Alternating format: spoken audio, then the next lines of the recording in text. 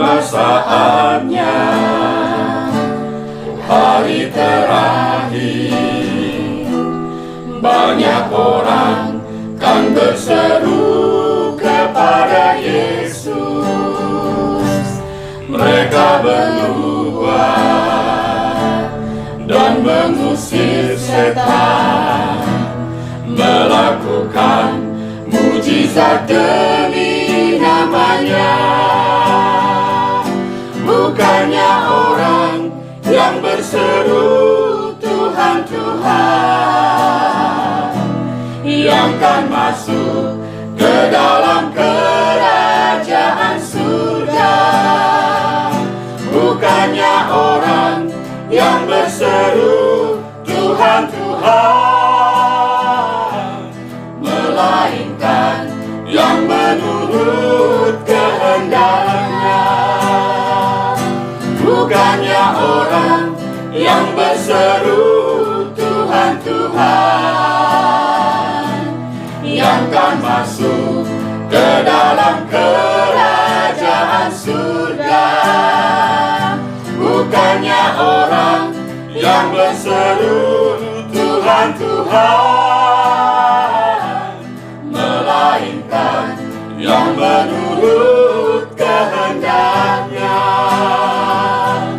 Melainkan yang menurut kehendaknya.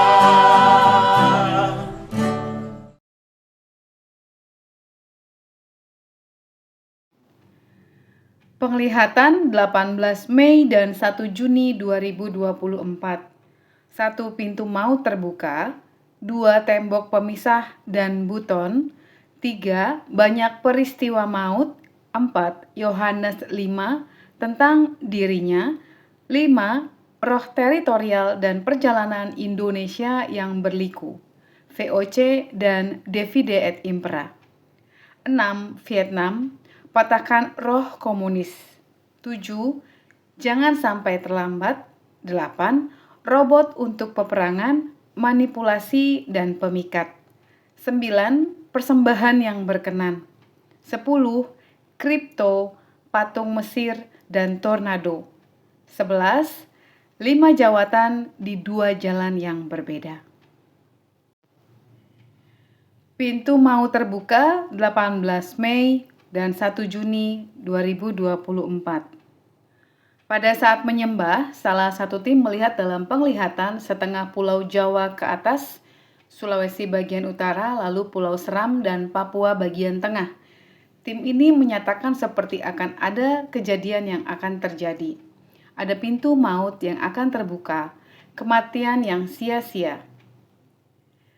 Ketika berdoa bagi pulau-pulau ini dan bagi keselamatan jiwa-jiwa di sana, tim ini mendengar suara yang membisikkan Mazmur 25. Di dalam hatinya, dia menyatakan seperti ini seruan doa kita bagi pulau-pulau Indonesia. Mazmur 25. Dari Daud, kepadamu ya Tuhan kuangkat jiwaku. Kepadamu aku percaya. Janganlah kiranya aku mendapat malu, janganlah musuh-musuhku beria-ria atas aku. Ya, semua orang yang menantikan engkau takkan mendapat malu. Yang mendapat malu ialah mereka yang berbuat khianat dengan tidak ada alasannya. Beritahukanlah jalan-jalanmu kepadaku, ya Tuhan, tunjukkanlah itu kepadaku. Bawalah aku berjalan dalam kebenaran-Mu dan ajarlah aku. Sebab Engkaulah Allah yang menyelamatkan aku. Engkau ku nanti-nantikan sepanjang hari. Ingatlah segala rahmat-Mu dan kasih setia-Mu ya Tuhan. Sebab semuanya itu sudah ada sejak purba kala. Dosa-dosaku pada waktu muda dan pelanggaran-pelanggaranku janganlah Kau ingat. Tetapi ingatlah kepadaku sesuai dengan kasih setia-Mu oleh karena kebaikan-Mu ya Tuhan. Tuhan itu baik dan benar, sebab itu Ia menunjukkan jalan kepada orang yang sesat. Ia membimbing orang-orang yang rendah hati menurut hukum, dan Ia mengajarkan jalannya kepada orang-orang yang rendah hati. Segala jalan Tuhan adalah kasih setia dan kebenaran bagi orang yang berpegang pada perjanjiannya dan peringatan-peringatannya. Oleh karena nama-Mu ya Tuhan, ampunilah kesalahanku, sebab besar kesalahan itu. Siapakah orang yang takut akan Tuhan? Kepadanya Tuhan menunjukkan jalan yang harus dipilihnya. Orang itu sendiri akan menetap dalam kebahagiaan dan anak cucunya akan mewarisi bumi. Tuhan bergaul karib dengan orang yang takut akan Dia, dan perjanjiannya diberitahukannya kepada mereka. Mataku tetap terarah kepada Tuhan, sebab Ia mengeluarkan kakiku dari jaring. Berpalinglah kepadaku dan kasihanilah aku, sebab aku sebatang kara dan tertindas. Lapangkanlah hatiku yang sesak, dan keluarkanlah aku dari kesulitanku. Tiliklah sengsaraku dan kesukaranku, dan ampunilah segala dosaku. Lihatlah betapa banyaknya musuhku, dan bagaimana mereka membenci aku dengan sangat mendalam. Jagalah kiranya jiwaku dan lepaskanlah aku. Janganlah aku mendapat malu, sebab aku berlindung padamu. Ketulusan dan kejujuran kiranya mengawal aku. Sebab aku menanti-nantikan Engkau, ya Allah. Bebaskanlah orang Israel dari segala kesesakannya. Pada saat berdoa, tampak dalam penglihatan ada pagar tinggi yang terbuat dari kayu. Hal ini menggambarkan keadaan gereja di daerah itu.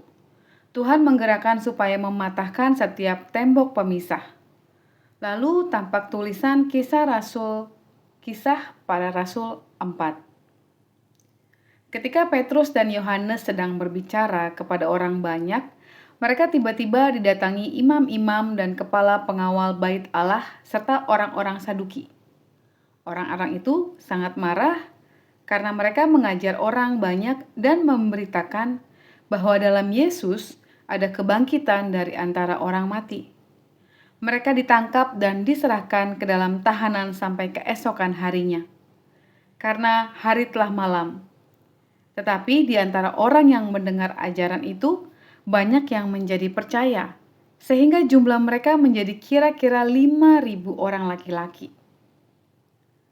Pada keesokan harinya, pemimpin-pemimpin Yahudi serta tua-tua dan ahli-ahli Taurat mengadakan sidang di Yerusalem dengan imam besar Hanas dan Kayafas, Yohanes dan Alexander, dan semua orang lain yang termasuk keturunan imam besar. Lalu Petrus dan Yohanes dihadapkan kepada sidang itu dan mulai diperiksa dengan pertanyaan ini. Dengan kuasa manakah atau dalam nama siapakah kamu bertindak demikian itu?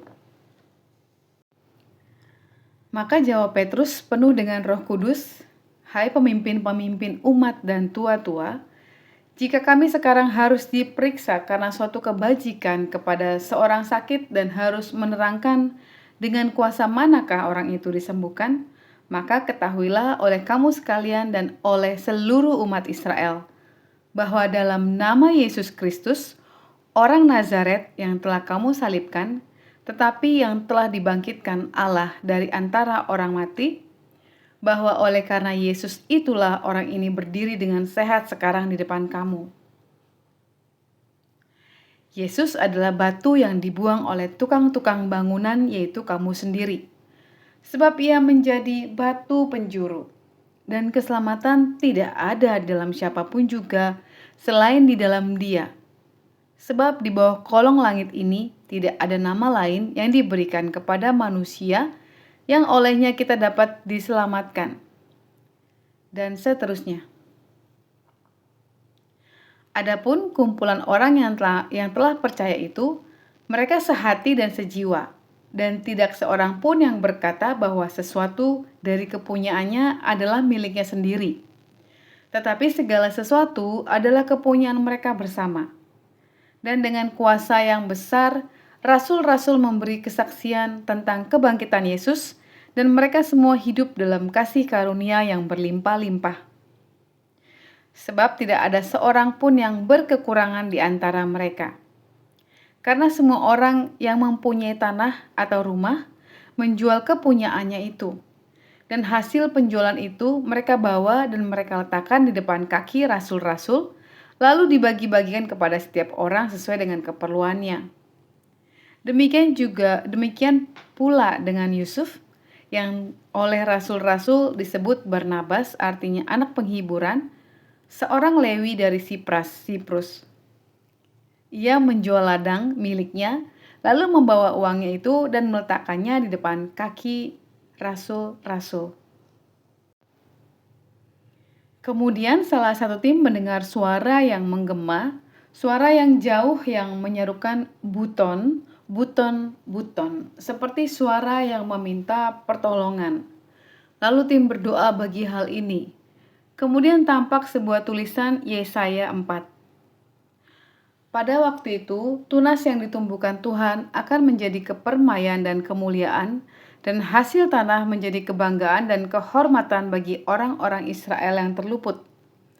Dan orang yang tertinggal di Sion dan yang tersisa di Yerusalem akan disebut kudus, yakni setiap orang di Yerusalem yang tercatat untuk beroleh hidup.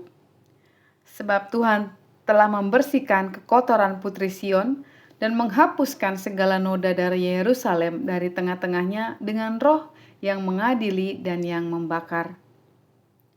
Maka Tuhan akan menjadikan di seluruh wilayah Gunung Sion dan di atas setiap pertemuan yang diadakan di situ segumpal awan pada waktu siang dan segumpal asap serta sinar api yang menyala-nyala pada waktu malam. Sebab di atas semuanya itu akan ada kemuliaan Tuhan sebagai tudung dan sebagai pondok tempat bernaung pada waktu siang terhadap panas terik, dan sebagai perlindungan dan persembunyian terhadap angin ribut dan hujan. Banyak peristiwa maut. Pada saat menyembah, salah satu tim melihat dalam penglihatan titik-titik cairan seperti warna timah dan berterbangan di udara. Lalu tampak sebuah tulisan Mazmur 62.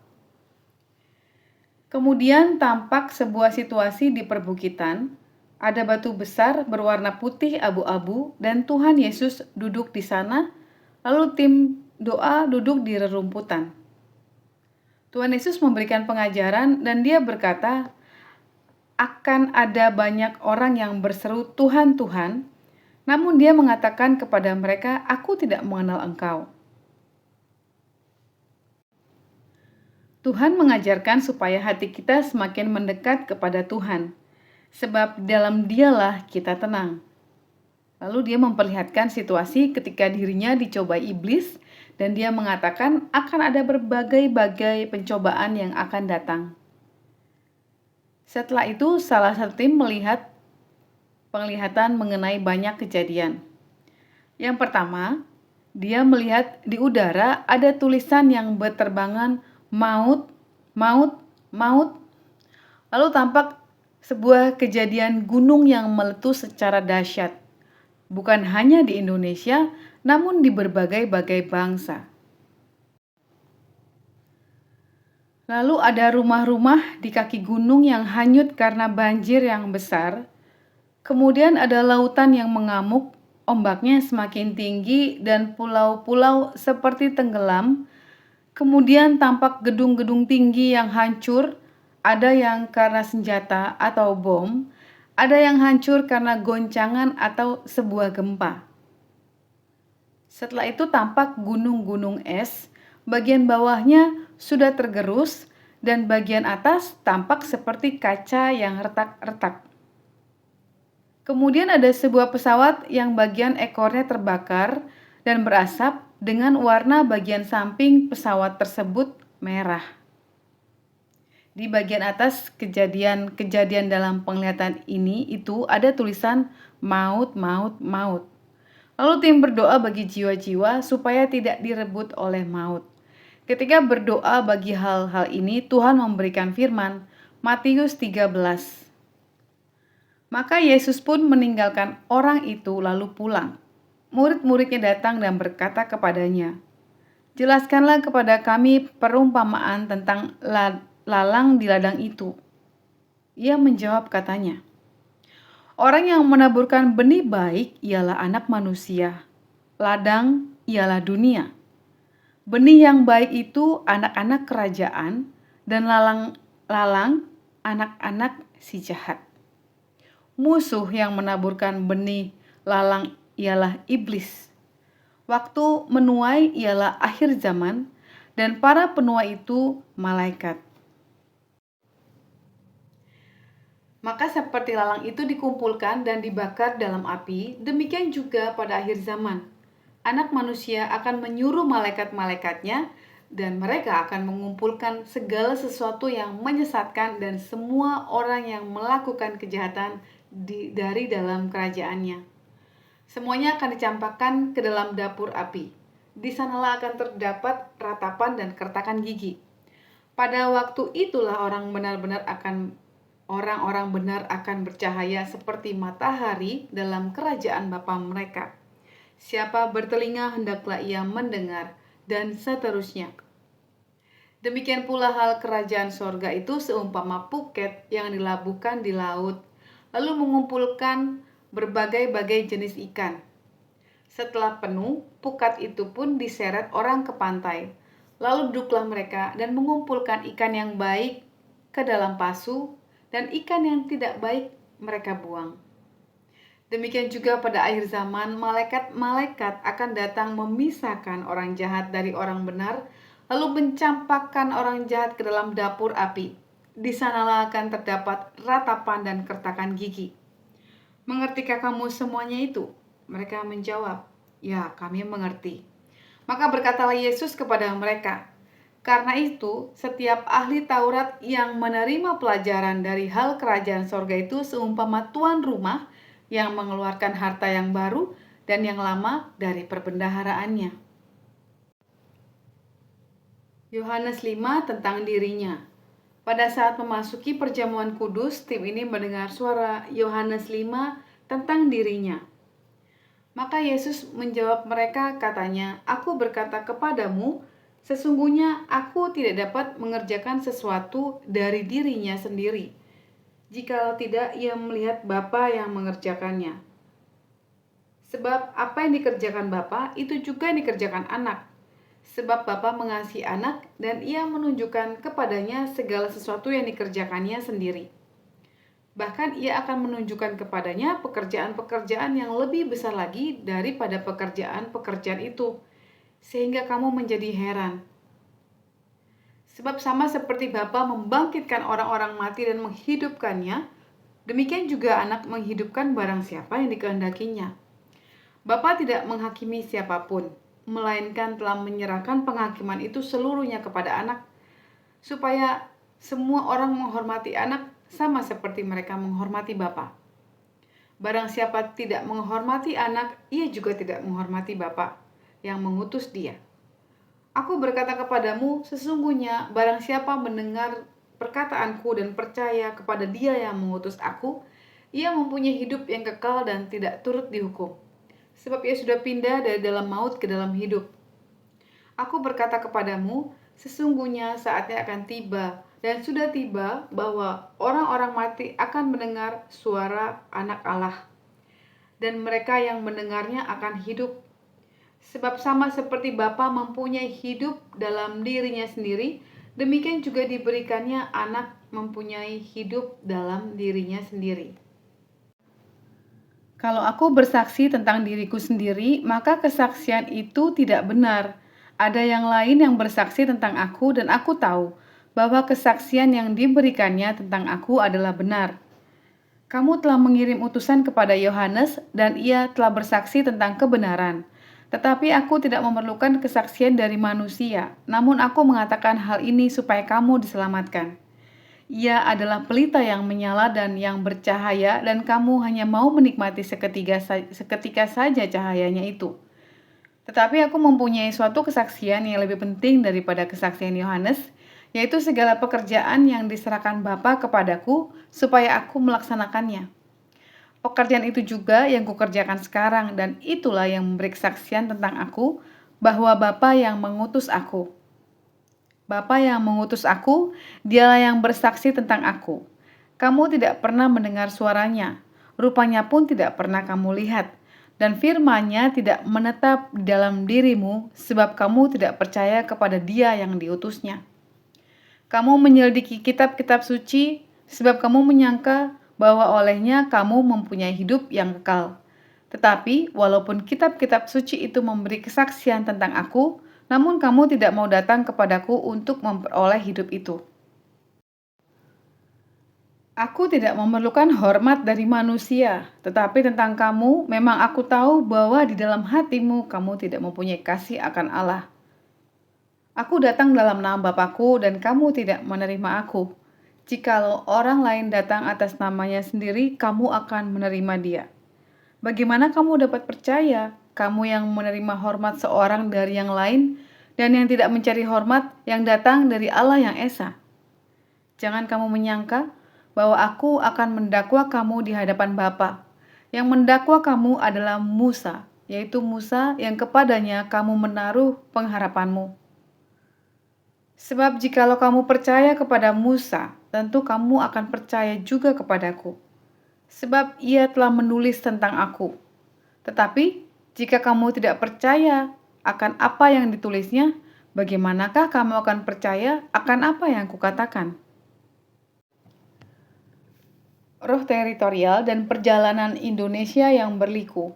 Saat menyembah, salah satu tim melihat satu pulau dengan tulisan berwarna hitam Lombok. Lalu tim ini mendengar patahkan roh teritorial di Lombok.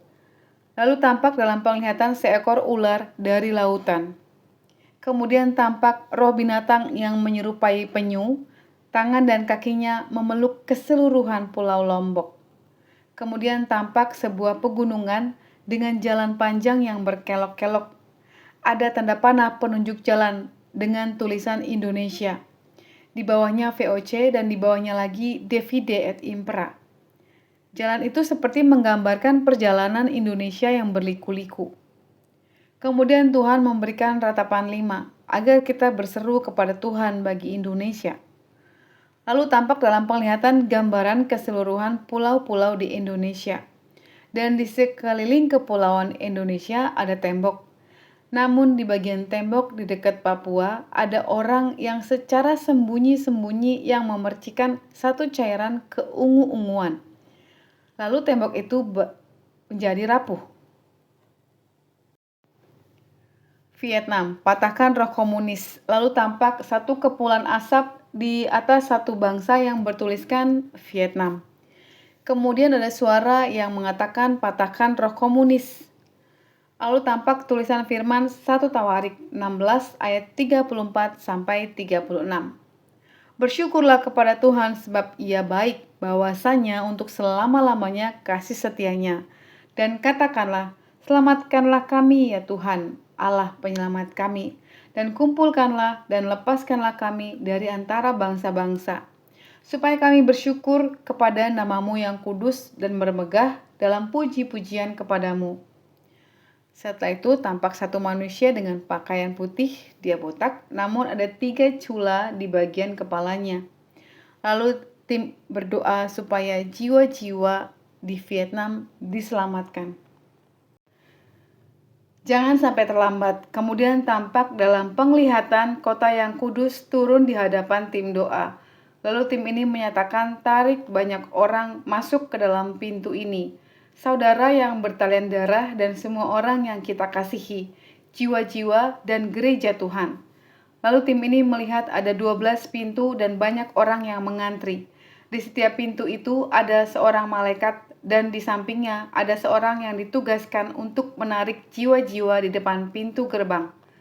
Setelah itu ada malaikat yang menunjuk kepada jiwa-jiwa dan jiwa-jiwa itu seperti ditarik oleh magnet. Lalu orang yang ditugaskan di pintu-pintu gerbang itu memasukkan ke dalam pintu gerbang. Suara malaikat itu mengatakan, tarik jiwa-jiwa yang banyak, pintunya masih terbuka. Ketika terus menyembah, tampak pintu itu mulai tertutup secara perlahan. Namun masih banyak jiwa-jiwa yang belum masuk. Ada seorang yang memaksa dirinya untuk masuk ke dalam pintu. Dan dia seorang yang dikenal oleh tim yang melihat penglihatan ini. Lalu ada yang lain yang memaksakan dirinya untuk masuk ketika pintunya mulai tertutup. Lalu ada suara yang mengatakan waktunya sudah tiba. Dalam penglihatan ini pintunya sudah tertutup, namun masih banyak jiwa yang ada di luar. Robot untuk peperangan, manipulasi, dan pemikat. Ketika masuk dalam penyembahan, tampak tulisan firman di hadapan tim doa Mazmur 42. Kemudian tampak dalam penglihatan bentuk manusia dalam proses perakitan. Awalnya yang kelihatan adalah tangan dan jari-jarinya, dan semakin lama menjadi manusia robot raksasa yang besar. Lalu tiba-tiba muncul banyak robot manusia berbentuk perempuan dan laki-laki. Robot-robot itu persis seperti manusia dan anehnya memakai seragam tentara. Sepertinya robot-robot itu digunakan sebagai tentara untuk satu peperangan. Lalu tampak layar-layar komputer, ada orang yang berbicara memakai bentuk diri seseorang, tapi sebenarnya bukan orang itu. Jadi itu seperti sesuatu yang dipalsukan, dan hal itu dapat menimbulkan masalah bagi orang itu. Lalu tim berdoa bagi rancangan-rancangan jahat manusia. Kemudian tampak tokoh-tokoh animasi seperti Barbie, dan tokoh film Frozen, Tangled, dan banyak yang lain. Tapi dalam penglihatan ini, di belakang tokoh-tokoh ini ada satu roh, bayangan gelap yang memiliki kuasa untuk memikat anak-anak yang menontonnya. Mata anak-anak itu tampak menjadi tertarik, dan anak-anak yang menonton itu ada mereka yang belum bisa berjalan sampai di usia remaja. Persembahan yang berkenan. Ketika terus menyembah, tampak penglihatan situasi Kain dan Habel yang sedang mempersembahkan sesuatu kepada Tuhan. Di sisi yang satu ada seorang dengan ternak domba yang banyak, di sisi yang lain seperti petani yang sedang panen padi. Lalu tampak perkumpulan doa yang tidak banyak, mereka bernyanyi, mempersembahkan pujian dan penyembahannya kepada Tuhan. Dan penyembahan mereka seperti asap yang membumbung sampai ke langit. Kemudian tampak Tuhan Yesus dalam bentuk ketika dia berjalan di bumi, sedang menggendong domba, lalu diberikan kepada orang-orang dalam perkumpulan doa itu. Dia mengatakan bahwa ini ke sana sambil menunjuk sebuah jalan yang naik ke perbukitan. Lalu tim ini menyatakan perkumpulan doa itu membawa penyembahan mereka seperti Abraham membawa Ishak untuk dipersembahkan. Dan dia mendengar, kalian membawa persembahan yang ku kehendaki. Setelah itu Tuhan memberikan Mazmur 145. Kripto, patung Mesir, dan tornado. Tampak sekelompok orang, tapi bukan hanya bangsa kita, karena wajahnya bermacam-macam, bukan hanya Asia. Mereka ada di banyak tempat yang berbeda, namun semua melihat ke handphonenya. Ketika tim ini bertanya kepada Tuhan kenapa mereka semua melihat ke HP, lalu terdengar suara kripto akan segera datang. Lalu tampak lembaran uang yang bermacam-macam terbang dan menghilang. Yang tampak jelas adalah rupiah, dolar, dan yen. Tapi orang-orang ini asyik melihat ke HP mereka. Pada saat terus berdoa, tampak sekelompok orang banyak mengalami penderitaan karena tidak semua memiliki kripto ini. Kemudian tampak dalam penglihatan patung Mesir. Ketika dikonfirmasi kepada pelihat, itu adalah patung Sphinx, dan patung itu dilingkupi kegelapan. Kemudian tampak keluar ular naga berwarna perunggu dengan mata merah menyala. Dia baru keluar sebatas kepala dan lehernya saja. Naga itu keluar dari patung itu dengan moncong seperti babi.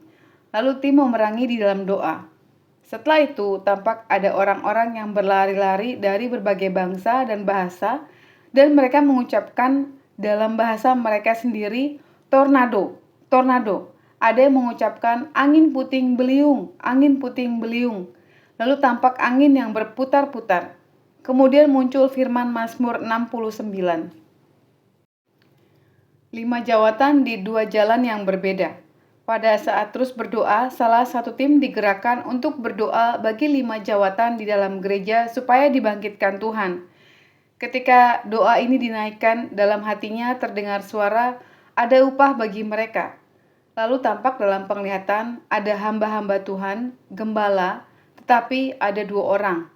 Yang pertama berpakaian jas setelan yang sangat mewah dan menggunakan mobil mewah. Tapi yang satu mengenakan jas yang sederhana dan tidak sewarna. Ketika mereka terus berjalan, gembala yang mengenakan jas dan memakai mobil yang mewah itu berjalan di atas tanah. Namun gembala yang berpakaian sederhana berjalan di atas jalan emas berkilau-kilau kira-kira selebar 2 meter. Kemudian juga pengajar, penginjil, nabi, dan rasul masing-masing dua, tapi ada dua jenis seperti halnya gembala. Di ujungnya ada yang berjalan hanya di atas tanah biasa seperti bumi, namun ada yang di ujungnya berjalan di atas jalan emas yang berkilau. Terima kasih sudah menyaksikan channel End Times Army. Tuhan Yesus memberkati kita semua.